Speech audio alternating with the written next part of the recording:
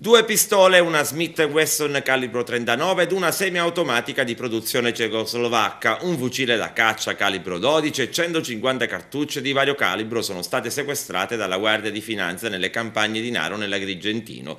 Gli investigatori ritengono fossero in uso a un incensurato di 51 anni, Giuseppe Morello, che è stato arrestato per detenzione illegale di armi e munizioni e condotto in carcere.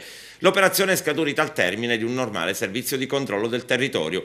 I finanzieri, nel controllare alcune abitazioni rurali, hanno deciso di effettuare un controllo accurato all'interno dell'immobile di proprietà dell'uomo narese ed ubicato in contrada Donato.